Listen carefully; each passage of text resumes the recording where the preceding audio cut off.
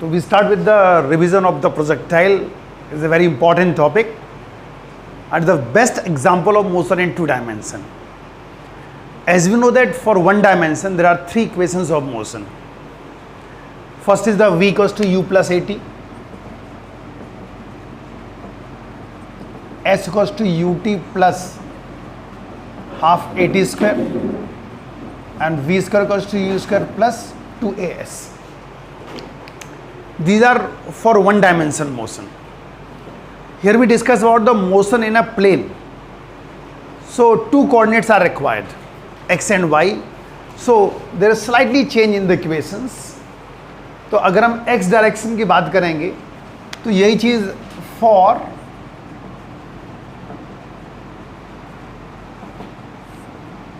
vx ux axt का मतलब ये हुआ final velocity in x direction, initial velocity in x direction and acceleration in x direction. Similarly s की जगह x हो जाएगा uxt plus half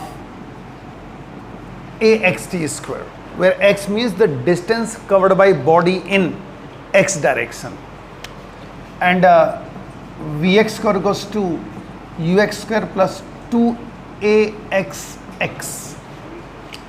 Ax means acceleration in x direction, again x is the distance covered. Similarly for y direction,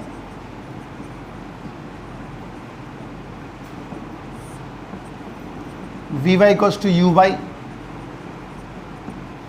plus ayt,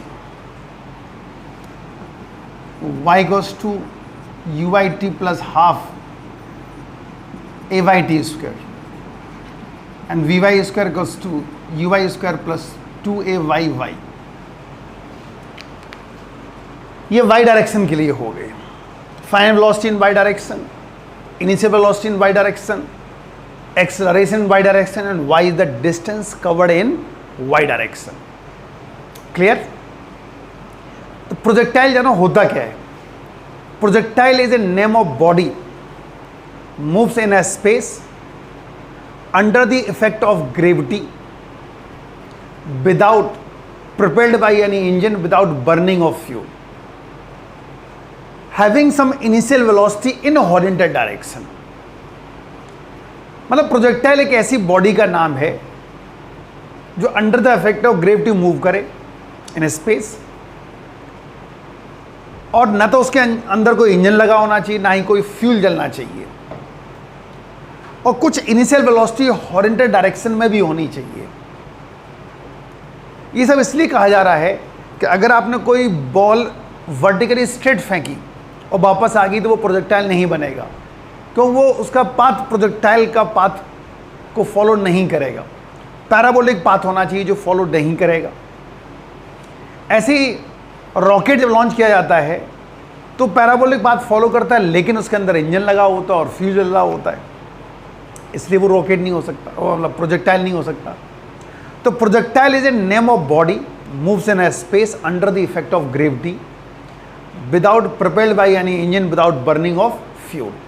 that is projectile.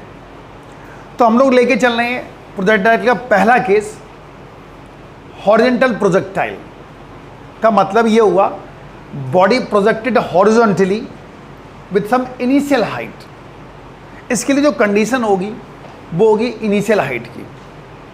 अगर initial height है तब आप फेंकेंगे तो वो प्रोजेक्टाइल बनेगा. मतलब कोई भी पेन आपने यूँ फेंक दिया, दैट द प्रोजेक्टाइल, क्योंकि ना तो इसके अंदर इंजन लगा हुआ है, ना ही फ्यूल जल रहा है, आपने यूँ फेंका, under the effect of gravity नीचे जाएगा.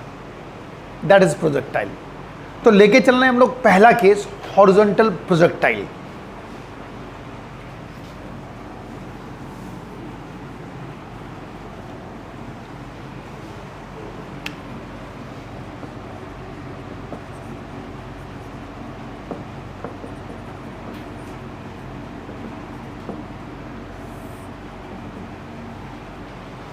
Some initial height is required.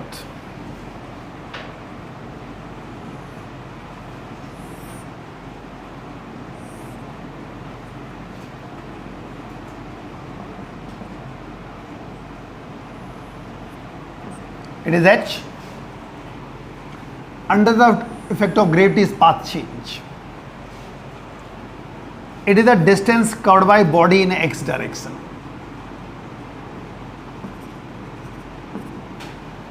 और उसको ओरिएंटल रेंज भी बोला करते हैं। और ये इसकी इंस्टेंटेनियस वेलोसिटी हो गई।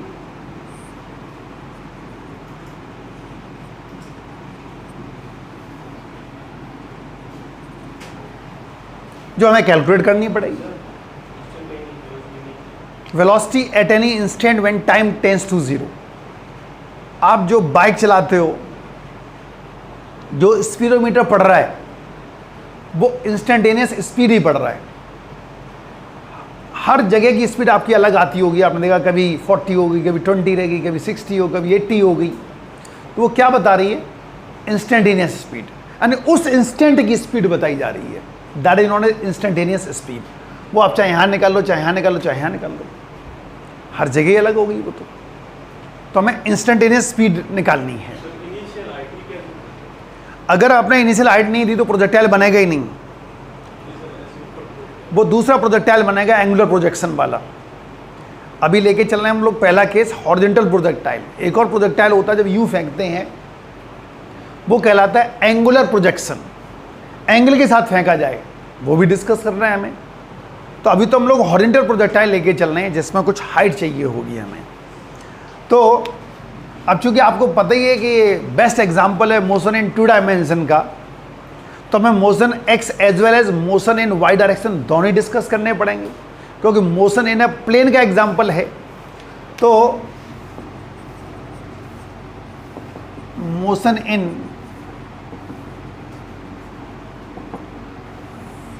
एक्स डायरेक्शन, तो V X goes to ux plus axt। Now अब जब आपको पता है डेफिनेशन से कि एक्सेलरेशन होता ही नहीं है एक्स डायरेक्शन में, क्योंकि इसके अंदर इंजन नहीं लगा हुआ है। So there is no source of acceleration in X direction, that's why acceleration in X direction will be 0। So vx goes to u only।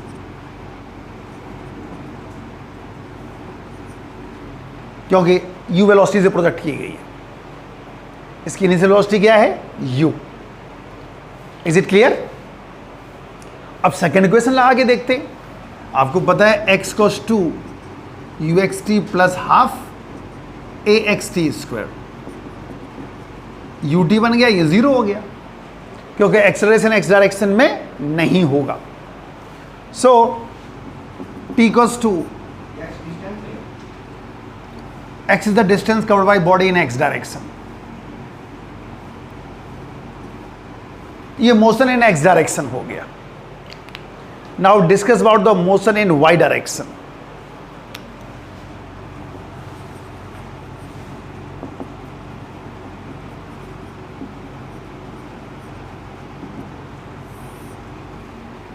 Motion in y direction, अगर हम y डायरेक्शन की बात करें तो फिर वो दोनों इक्वेशन डिस्कस करेंगे हम लोग।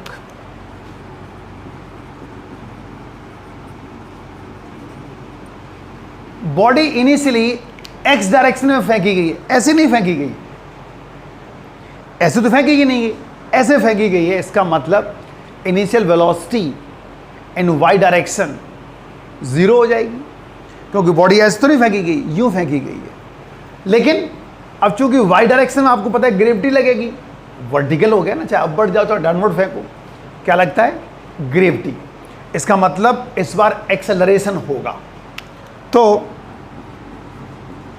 0 प्लस GT,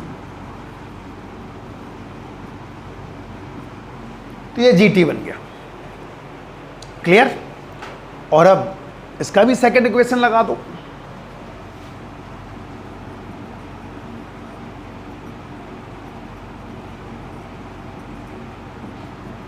जीरो हो गया, ये GT स्क्वायर हो गया। आपने बॉल किधर फेंकी थी? मैंने तो बड़ फेंकी नहीं, तुमने फेंकी होगी। मैंने तो ऐसे फेंकी थी, ऐसे तो फेंकी नहीं है भाई, ना ऐसे फेंकी है, जब केस प्रोजेक्टाइल चल रहा है हॉरिजॉन्टल तो हम हॉरिजॉन्टली फेंकेंगे। जब ऐसे नहीं फेंकी है, वाई डायरेक्शन क्या होती है? वाई डायरेक्शन ये होती है, ये होती है, ये हॉरिजॉन्टल होती है, ये होती है वर्टिकल। वाई डायरेक्शन बॉल कैसे फेंकी है? एक्स डायरेक्शन में फेंकी है। तो तभी तो डिस्कस कर रहे हैं। लेकिन आपने इनिशियल वेलोसिटी की बात कर रहे हैं, तो इनिशियल वेलोसिटी किधर है? Only in X direction. Ball तो आपने यूं फेंकी तो इनिशियल वेलोसिटी तो इधर ही आएगी। कोई जब एंगल ही नहीं बना है तो वाई डायरेक्शन तो काउंट ही नहीं होगा। जब आपने यूं स्ट्रेट फेंकी है तो इनिशियल वेलोसिटी किधर होगी? एक्स डायरेक्शन में केवल। टी की वैल्यू लगा दो। प्रोजेक्टाइल में कभी भी हॉरिजॉन्टल वेलोसिटी चेंज नहीं हुआ करती है। हॉरिजॉन्टल वेलोसिटी इसलिए चेंज नहीं होती है क्योंकि एक्सेलरेशन ही नहीं होता। तो प्रोजेक्टाइल के केस में हॉरिजॉन्टल वेलोसिटी कभी चेंज नहीं होती है। जी आपको पता है 9.8 रहना है, u कांस्टेंट हो गया। इसका मतलब y इक्वल्स टू या हाफ के एक्स स्क्वायर या के एक्स स्क्वायर, दोनों इक्वेशन होते हैं पैराबोला के, इसलिए पाथ कैसा हो गया? Parabolic. That is known as equation of trajectory. y equals to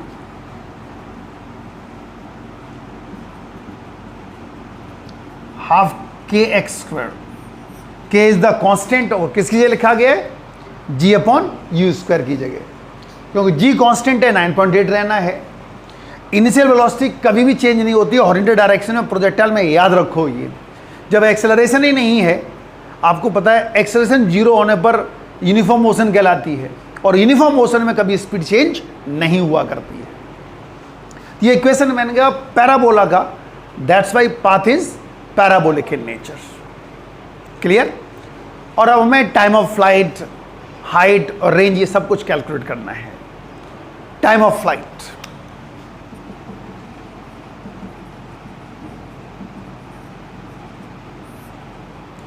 the total time taken by the projectile during its projection. The total time taken by the projectile during its projection known as time of flight. तो आप यहां से देखें, y equals to half G T square था, y को आप h लेके चल सकते हो, तो t बन जाएगा रूट 2h बाई जी। यहाँ से कैलकुलेट करोगे तो h क्या मिलेगा? हाफ जी टी स्क्वायर, तो t क्या मिलेगा? 2h बाई जी का रूट। इस इक्वेशन से निकाल लिया, t equals to under root 2h by g. तो ये टाइम ऑफ फ्लाइट आ गया हॉरिजॉन्टल प्रोजेक्शन के लिए। हाइट की बात करें तो ये खुद में हाइट का तो फॉर्मूला खुद ही में है ये। अगर हाइट की बात करें तो ऑलरेडी ये फॉर्मूला हाइट का ही है। और अब लेके चल रहे हैं हम लोग हॉरिजॉन्टल रेंज।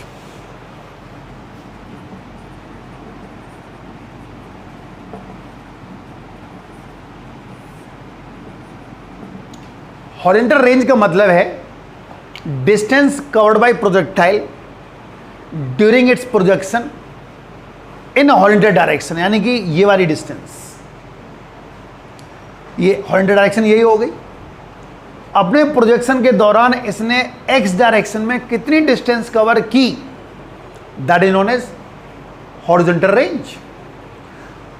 और आपको पता है कि हॉरिजॉन्टल डायरेक्शन में एक्सेलरेशन होता नहीं है, और जब एक्सेलरेशन नहीं होता है तो distance equal to speed into time हुआ करता है। तो distance equals to speed into time, that means u into T. क्योंकि स्पीड कितनी है u और टाइम कितना लगा t। तो रेंज का फॉर्मूला क्या बनेगा? u root 2h by g. तो ये रेंज का फॉर्मूला आ गया। Is it clear? Is it out now? और अब निकालना है हम लोग इंस्टेंटेनियस स्पीड। इंस्टेंटेनियस स्पीड मतलब हमें v कैलकुलेट करना है, और अगर हमें v कैलकुलेट करना है तो देखें इसको,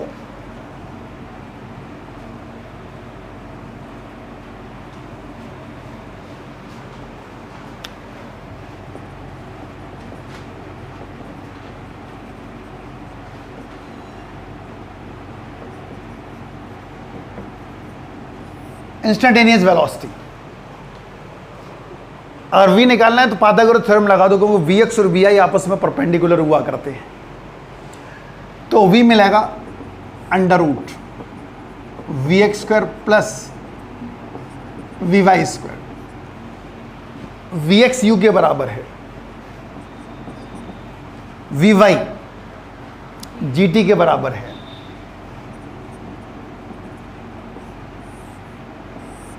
तो ये v आ गया। पाइथागोरस आपको पता है जब परपेंडिकुलर हो डायरेक्टली निकालते हैं तो पाइथागोरस ही निकाल लगाया करते हैं।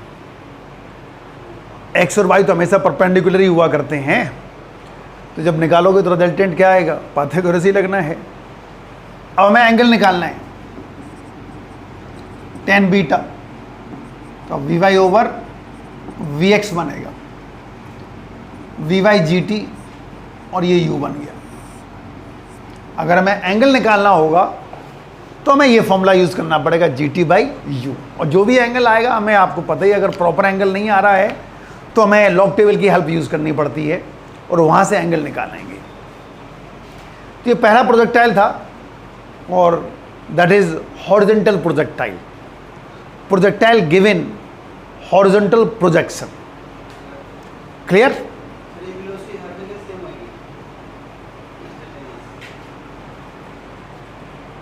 यहाँ टाइम और यहाँ टाइम सेम होगा क्या, आप बता दो। जब टाइम सेम नहीं होगा तो वेलोसिटी सेम कैसे होगी? जब टाइम सेम नहीं तो वेलोसिटी सेम नहीं होगी। इंस्टेंटेनियस है, यहाँ कुछ और होगी, यहाँ कुछ और होगी, यहाँ कुछ और होगी, यहाँ कुछ और होगी। किसी डाउट? क्लियर? तो इसके ऊपर एक न्यूमेरिकल लेके चल रहे हैं हम लोग, एनसीईआरटी के एक न्यूमेरिकल लेके चल रहे हैं हम लोग।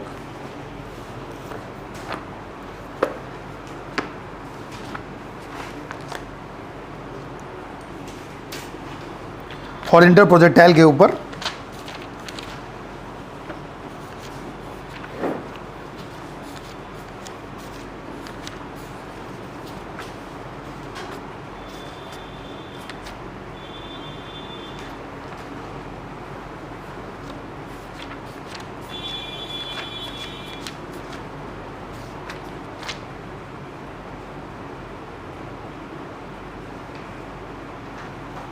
अब क्वेश्चन ये है, a ball is thrown horizontally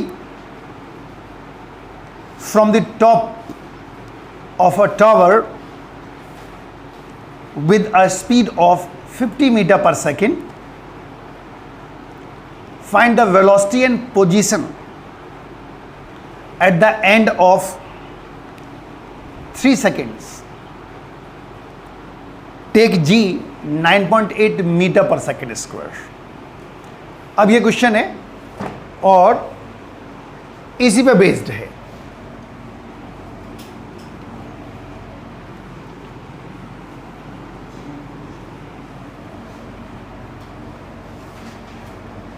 तो न्यूमेरिकल में देखो क्या क्या दिया हुआ है। A ball is thrown horizontally from the top of the tower with a speed of 50 metre per second and U given है।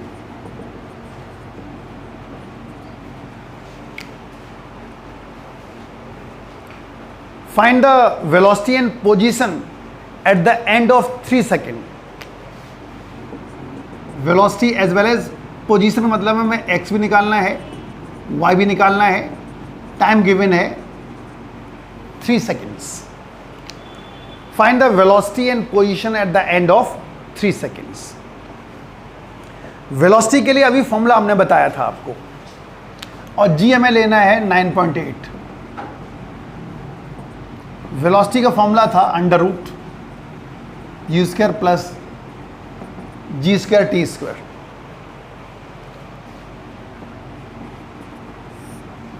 यू पता है 50, 9.8 है जी, टी है 3, और जब इसको सॉल्व करेंगे तो आएगी 59 मीटर पर सेकेंड। ये मैग्नीट्यूड आया है। वेलोसिटी निकालना है, डायरेक्शन की जरूरत पड़ेगी, तो 10 beta equals to V Y over V X G T Y you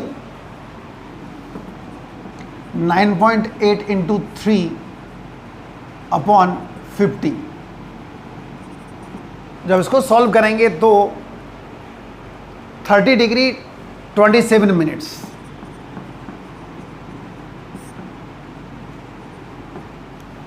जब इसको सॉल्व करेंगे लॉग टेबल से देखेंगे तो कितना आएगा, 30 डिग्री 27 मिनट्स। एक पार्ट खत्म हुआ है, वेलोसिटी निकाल लिया आपने। पोजीशन निकालना है, मतलब हमें एक्स कैलकुलेट करना है और वाई भी कैलकुलेट करना है, X as well as Y. तो अब हमें एक्स कैलकुलेट करना है, तो आपको पता है एक्स था यू टी और टी दे रखा है, यू 50 और टी 3 है। एक्स कितना हो गया 150 मीटर। वाई निकालना है, हाफ जी टी स्क्वायर था, ठीक।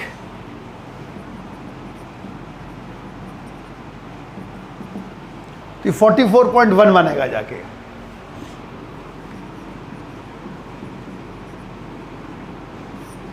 ये वाई आ गया। ये एक न्यूमेरिकल था हॉरिजॉन्टल प्रोजेक्टाइल के लिए। कहां समझ नहीं आया? तो अब लेके चल रहे हैं हम लोग प्रोजेक्टाइल गिवन एंगुलर प्रोजेक्शन। कुछ एंगल के साथ अगर फेंकते हैं तो केसेस क्या बनेंगे? तो projectile given angular projection,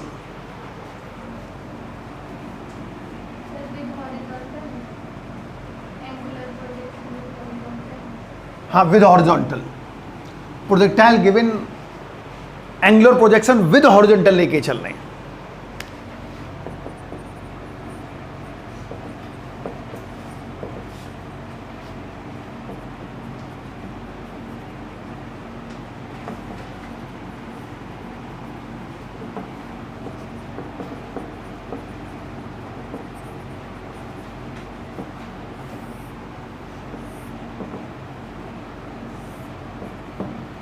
projectile given angular projection with horizontal, तो ये इस तरह का केस बनेगा।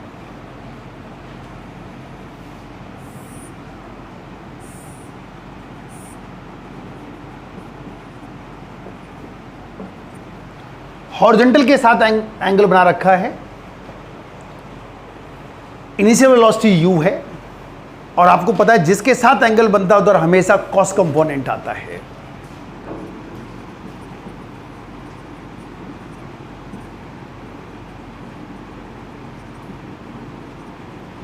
यू वाई बन जाएगा you sine theta. At the maximum height of the diagram, इस डायग्राम की मैक्सिमम हाइट है ये, और ये आपको पता ही है हॉरिजॉन्टल रेंज होगी the distance covered by body during it projection in horizontal direction, तो वो आर हो गया। और अब फिर वही हम लोग इंस्टेंटेनियस स्पीड अगर देखना है तो ये देखो बन जाएगी v बन जाएगा, ये vx हो गया और ये vy बन गया। प्रोजेक्टाइल में हॉरिजॉन्टल वेलोसिटी कभी चेंज नहीं हुआ करती है। अगर टॉप पे देखें यहाँ पर भी हाईएस्ट पॉइंट पे वर्टिकल वेलोसिटी 0 होगी, हॉरिजॉन्टल नहीं। अभी भी यहाँ क्या होगा u cos थीटा, केवल u sin थीटा 0 हो गया है, u cos थीटा 0 नहीं हुआ है। हाईएस्ट पॉइंट पर क्या चेंज होती है फाइनल वेलोसिटी, वो कौन सी होती है वर्टिकल, हॉरिजॉन्टल 0 नहीं होगी। तो अब लेके चल रहे हैं हम लोग मोशन इन एक्स डायरेक्शन। फिर वही सारे फॉर्मूले V X goes to U X plus A X T, U cos theta, और आपको पता है नो एक्सेलरेशन, तो इनिशियल वेलोसिटी आ गई u cos थीटा, ठीक। और अब x uxt plus half axt square, ux u cos theta हो गया। और आपको पता है एक्सेलरेशन तो होगा नहीं, x upon u cos theta आ गया, ये t आ गया। क्लियर? ओके। और अब लेके चलो motion in y direction, motion in y direction.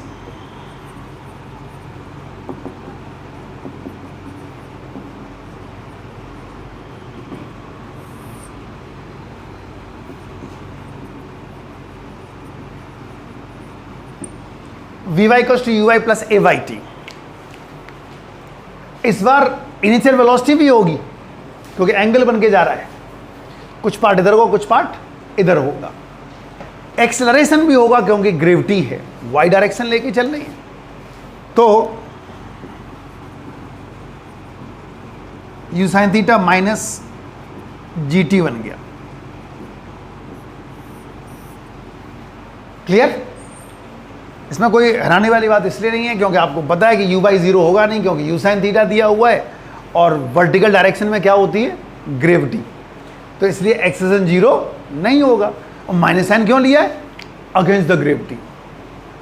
अब ऊपर फेंकोगे तो बॉल धीरे धीरे रेस्ट में हो जाती है, जाके क्यों हो जाती है, रिटार्डेशन के कारण, ग्रेविटी के अगेंस्ट आप फेंक रहे हैं, इसलिए माइनस साइन आया है। Now y equals to U by T plus half A Y T square, y equals to U by T plus half A Y T square, ठीक। u sine theta t minus half G T square. Second equation से t की value simply put कर दो बस,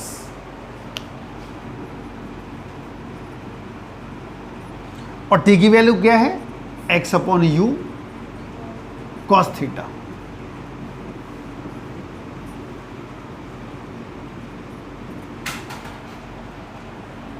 u से u cancel हो जाएगा और sine theta upon cos theta आपको पता है टेन थीटा होता है।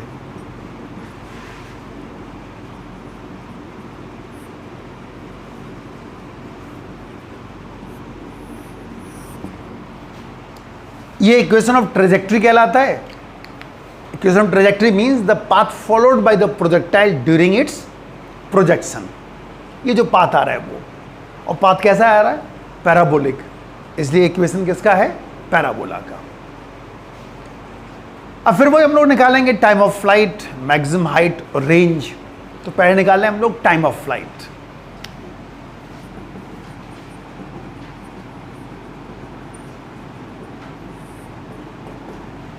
टाइम ऑफ फ्लाइट कैलकुलेट करना है। The total time taken by the projectile during its projection. तो एक बार ऊपर गया फिर नीचे आया, तो असेंडिंग टाइम भी हो गया और डिसेंडिंग टाइम भी हो गया, जाने का भी और आने का भी।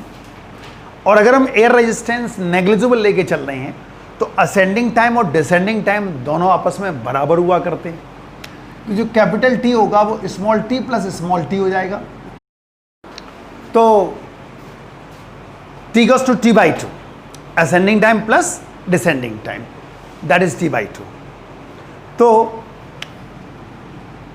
now vy equals to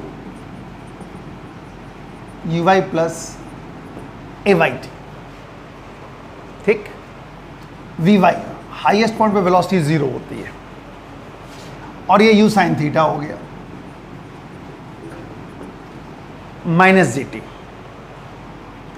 अब t की वैल्यू क्या रखेंगे यहां पर हम लोग, t बाई 2, और जब इसको सॉल्व करेंगे तो क्या मिलेगा, 2u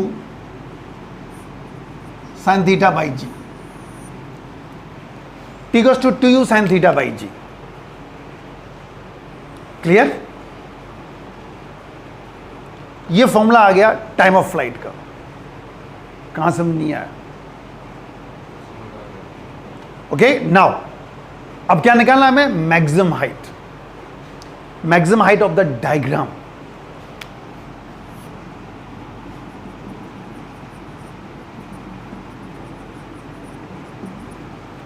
y equals to u by t plus half a by t square, u sin theta. Small T की वैल्यू आपको पता है कैपिटल टी बाई 2 होती है, तो हम यहां पर रखेंगे तो उसका हाफ लिख दो, या u sin theta by g लिख दो।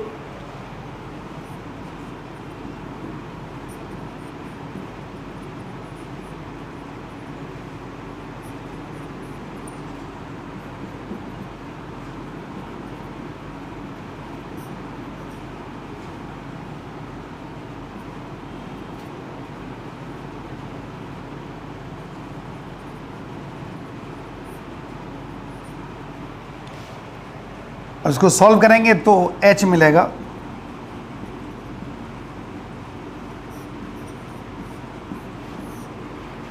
u square sine square theta by 2g।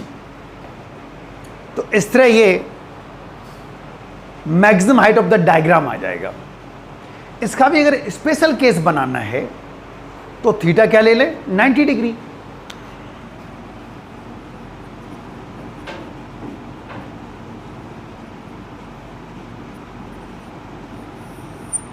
You square by 2g। और अब निकालना है हमें हॉरिजॉन्टल रेंज। हॉरिजॉन्टल रेंज निकालनी है। आपको पता है कि एक्स डायरेक्शन में एक्सेलरेशन नहीं होता है, डायरेक्ट डिस्टेंस को टू स्पीड इनटू टाइम कर दो।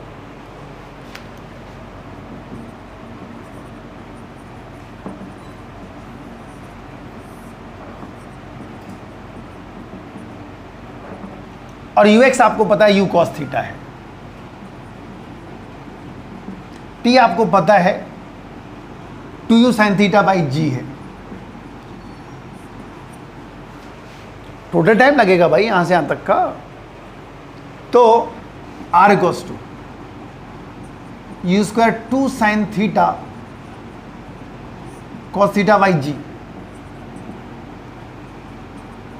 u square sine 2 theta by g, क्योंकि 2 sine theta cos theta sine 2 theta होता है, तो u square sine 2 theta by g मिल गया आपको।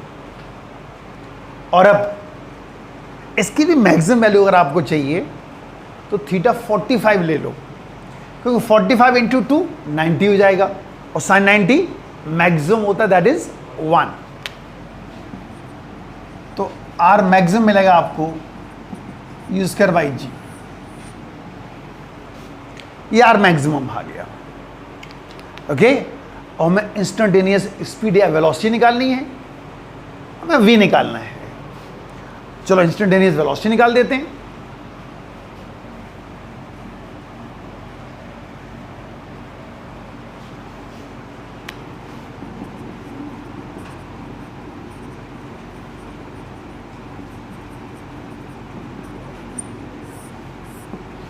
Instantaneous velocity under root V X square plus V Y square. V X पता है U cos theta है, वी वाई ये लिखा हुआ है।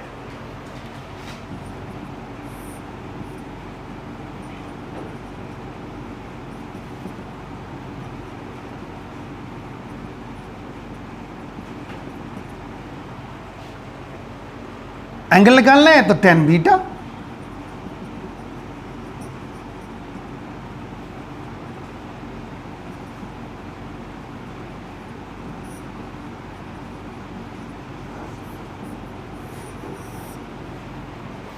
You sine theta minus G T upon U cos theta. Clear? तो ये था projectile given angular projection with horizontal. अब विद वर्टिकल लेके चलते, अब थीटा ये की जाए यहां ले लें थीटा तो क्या होगा, ठीक है? तो अब लेके चल रहे हैं हम लोग projectile given angular projection with horizontal with vertical.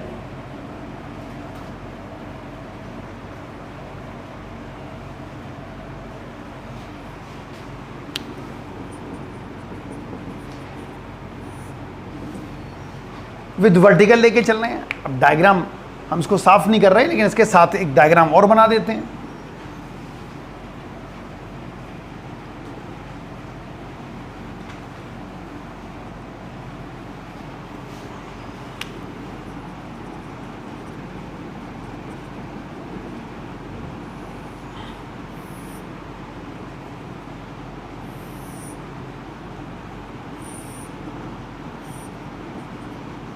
अगर ये थीटा ले लिया तो ये कितना हो जाएगा? 90 माइनस थीटा।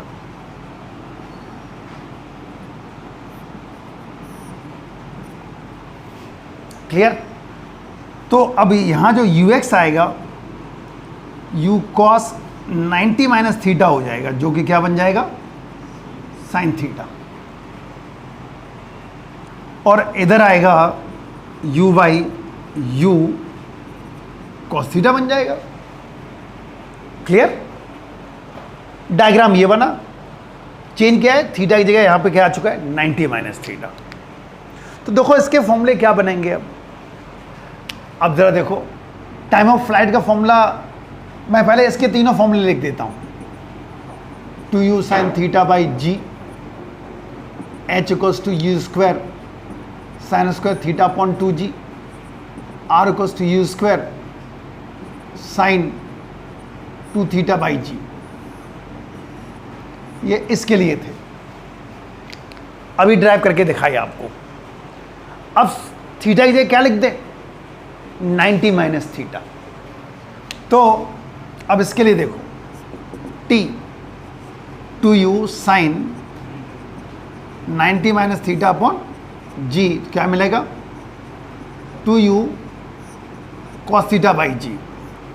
अब नया फॉर्मूला इस डायग्राम के लिए आ गया, सिर्फ थीटा की जगह 90 माइनस थीटा लिखा गया है। और अब h u square sine square 90 minus theta upon 2g, ये बन जाएगा u square cos square theta by 2g। ये h आ गया। Range r equals to u square sine 2 90 minus theta upon g हो गया, या u square sine 180 minus 2 theta by g हो गया। और आपको पता है sine 180 minus theta sine theta होता है, तो साइन 180 माइनस 2 थीटा क्या बन जाएगा? Sine 2 theta.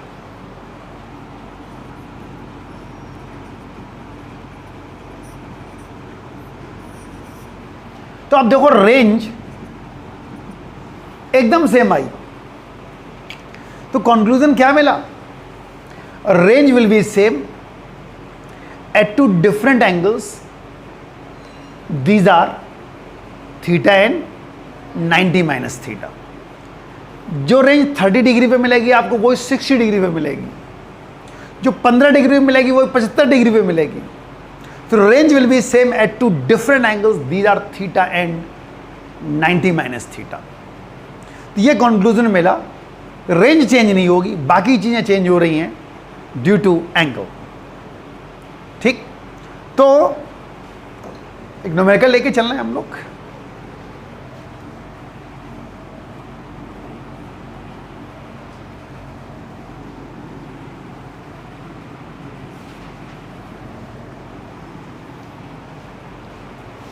एक न्यूमेरिकल देखें।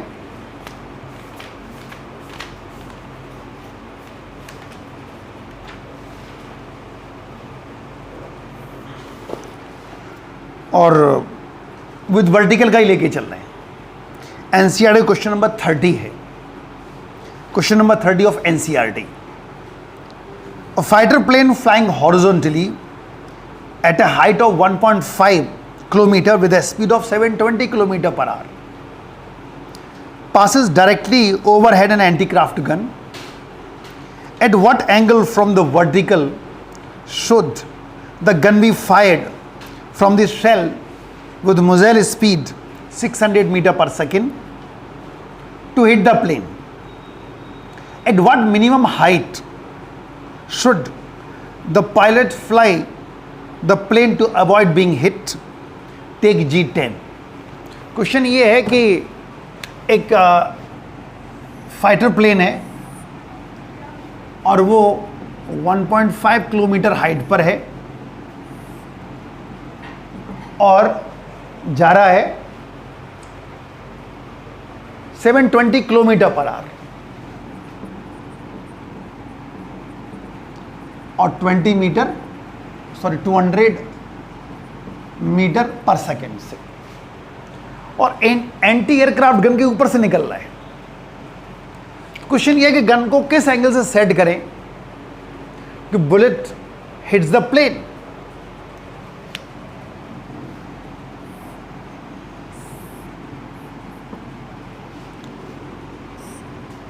ये यू डैश है और ये 600 मीटर पर सेकेंड के मैंने, अगर ये थीटा तो ये कितना हो जाएगा 90 माइनस थीटा। यहां हो जाएगा यू डैश साइन थीटा और यहां हो जाएगा यू डैश कॉस थीटा। अभी कराया आपको, क्लियर। तो ये तब हिट करेगी जो एक ही टाइम पे दोनों यहां पे पहुंच जाएं।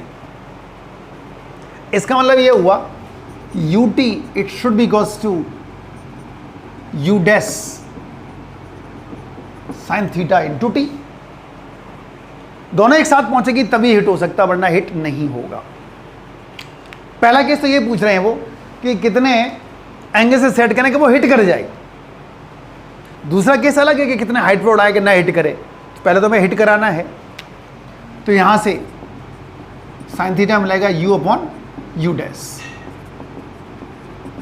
यू 200 है और यू डैश 600 है 1/3।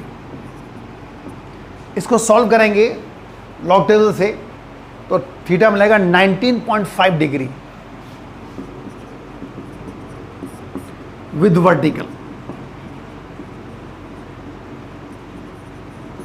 वर्टिकल से 19.5 डिग्री पे सेट करके अगर फायर करेंगे तो definitely bullet will hit the plane. अब ये किस मिनिमम हाइट पर पायलट फ्लाई कराए एरोप्लेन को कि बच जाए, just save from the bullet, what minimum height. तो आपको पता है कि अगर विद वर्टिकल हो तो फॉर्मूला क्या था हाइट का, h equals to U square cos square theta by 2g। U dash यहाँ पे लेके चलेंगे कि कितनी मैक्सिमम हाइट तक बुलेट जा सकती है। उसे अगर 1 मिलीमीटर भी ऊपर हो गया तब भी हिट नहीं करेगी, और इतने हाइट पे भी गया तब भी हिट नहीं करेगी, टच करेगी। हिट और टच में अंतर है। तो h equals to 600 cos square 19.5 degree upon 10 into 2।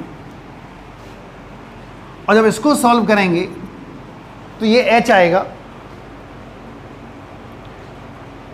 16 kilometre.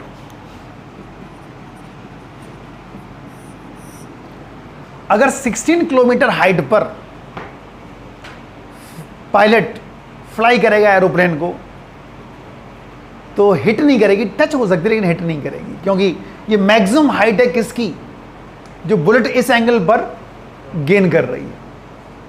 तो उस पर भी अगर इतने भी आप कहोगे नहीं सर इस पर तो हिट कर जाएगी, हिट नहीं करेगी, ये जाके टच करते हुए निकल जाएगी। हिट ये होती है, ऐसे जाएगी, यूँ टच करते हुए निकल जाएगी, तो डैमेज नहीं कर पाएगी। समझ गए। एक और न्यूमेरिकल देखो एनसीईआरटी के लेके चल रहे हैं हम लोग विद वर्टिकल, वर्टिकल के साथ एंगल। और देखो एक न्यूमेरिकल इसी के ऊपर,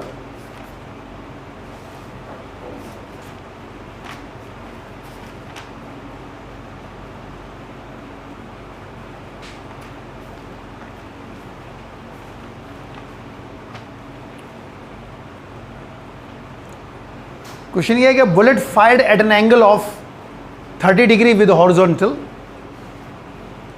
hits the ground 3 kilometre away by adjusting its angle of projection, can one hope to hit a target 5 kilometre away?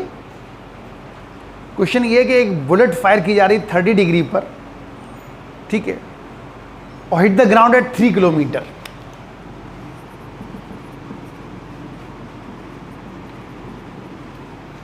Thirty degree set की जा रही है और 3 किलोमीटर पर गिर रही है.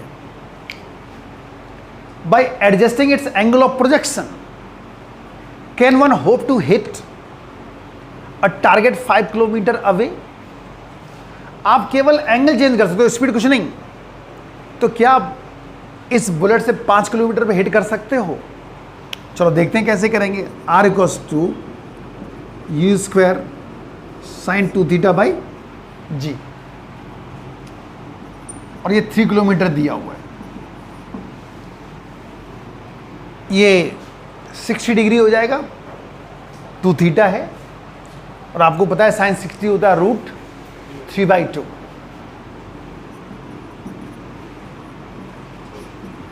तो U स्क्वायर बाई G मिलेगा आपको 6/√3. आपको पता है कि रेंज मैक्सिमम कितने एंगल पे होती है? 45 पर. तो मैक्सिमम करने के लिए आप क्या करोगे? 45 डिग्री तो करोगे. चलो जी 45 डिग्री पे देखो, जो 45 डिग्री कर देंगे तो क्या मिलेगा आपको? U square by G maximum range, और ये हम लोग कैलकुलेट करके हैं 6/1.732. Now we discuss about the expression for centripetal acceleration and the required acceleration so that the body moves in a circular path known as centripetal acceleration. It's very important for 2 to 3 marks. So here is a diagram, and O is the center, R1 and R2, these are the position vectors of A and B. Actually these are the radius, but they behave as a position vector. In magnitude, R1 and R2 both are equal. R1 in magnitude is equals to R2 in magnitude equals to R.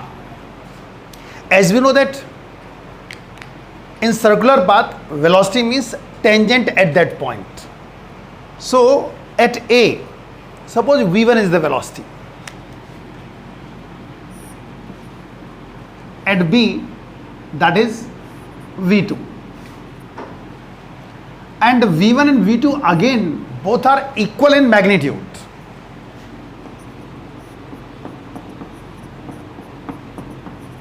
Equals to V, but is the vector quantity, direction change, that's why V1 V2 change.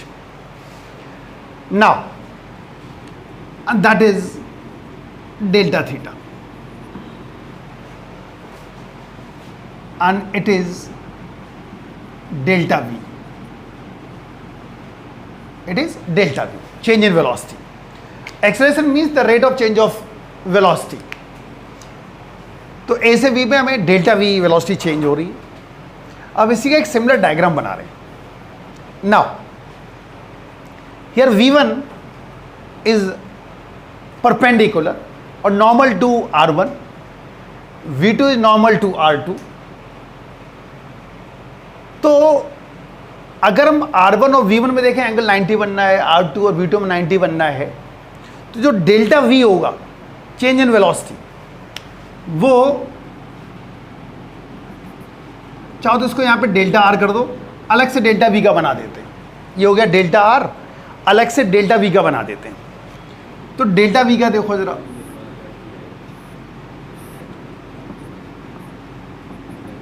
ये delta V हो गया, ये V1 हो गया और ये V2 हो गया, और ये एंगल हो गया डेल्टा थीटा. कैसे बनाइए जाना उसको.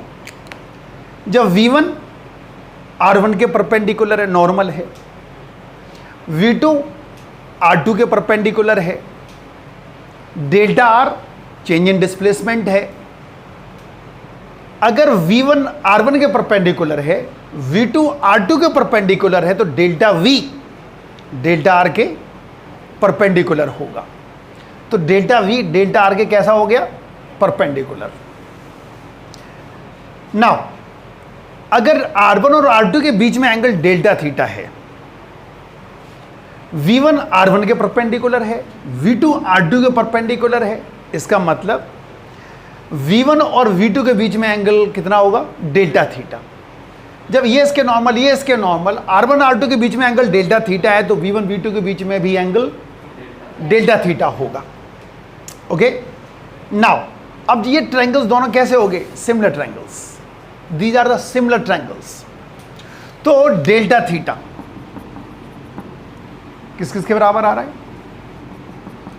डेल्टा R अपॉन R1, चाहे R2 चाहे R लिख दो, क्योंकि ये सब मैग्नीट्यूड में आपस में बराबर हैं। यहां से डेल्टा थीटा क्या मिलेगा, डेल्टा V अपॉन, चाहे V1 लिख दो, चाहे V2 लिख दो, चाहे V लिख दो। तो delta R upon R equals to delta V upon V बन गया, और delta R upon delta T equals to delta V upon delta T R upon V। दोनों तरफ डेल्टा T से डिवाइड कर दिया, delta R upon delta T velocity बन गई, the rate of change of displacement known as velocity. तो ये हो गया V, और आपको पता है the rate of change of velocity known as acceleration, ये A हो गया, R upon V। So A equals to V square over R, A equals to V square over R is the expression for centripetal acceleration. Quick revision देखो फटाफट इसका, हम लोग लेके चल रहे हैं expression for the centripetal acceleration, required acceleration so that the body can move on a circular path known as centripetal acceleration. Now derivation लेके चल रहे हैं, सर्कुलर पाथ ले लिया, आपको पता है कि वेलोसिटी जिस पॉइंट पे निकालनी है टेंजेंट ड्रॉ कर दो, तो ए से ए पे निकालनी वेलोसिटी दैट इज V1 होगी, B पे होगी V2, और यहाँ पे हमने टेंजेंट ड्रॉ कर दी है। R1 R2 these are the position vectors of A and B, and the angle between R1 and R2 is delta theta, and delta R is the displacement. R1 R2 magnitude में बराबर होंगे कि एक circle का radius ही तो है, बराबर होंगे। ऐसे ही मैंने आपको बताया था कि जो सर्कुलर मोशन होती है, it is example of in which speed remains constant while velocity continuously changes. तो स्पीड तो कांस्टेंट रहनी है, that's why V1 equals to V2 equals to V हो गया। अब जरा यहां पे देखें, तो V1 R1 के नॉर्मल है, परपेंडिकुलर है, V2 R2 के टेंजेंट है, परपेंडिकुलर नॉर्मल है, और डेल्टा थीटा R1 और R2 के बीच का एंगल है। एक्सेलरेशन निकालना है तो हमें चेंज इन वेलोसिटी कैलकुलेट करनी पड़ेगी। तो चेंज इन वेलोसिटी को हमने अलग से दिखाया है, यहाँ पर यहाँ के बीच की जो चेंज आएगा दैट इज डेल्टा V। जब V1 R1 के परपेंडिकुलर है, V2 R2 के परपेंडिकुलर है, तो डेल्टा V डेल्टा R के परपेंडिकुलर होगा। आप देखो ये ऐसे हो गया। अब अगर R1 और V1 परपेंडिकुलर हैं, R2 V2 परपेंडिकुलर हैं, R1 R2 के बीच में एंगल डेल्टा थीटा है, तो V1 V2 के बीच में भी एंगल डेल्टा थीटा होगा। फिर हमने एक सिंपल कॉन्सेप्ट यूज कर लिया, angle equals to arc upon radius. So delta theta equals to delta R upon R हो जाएगा, R1 हो जाएगा, R2 हो जाएगा, equals to delta V upon, चाहे V1 ले लो, चाहे V2 ले लो, चाहे V ले लो। इक्वेट कर दिया, इस इक्वेशन को डेल्टा टी से डिवाइड कर दिया, आपको पता है ये वेलोसिटी बन जाएगी।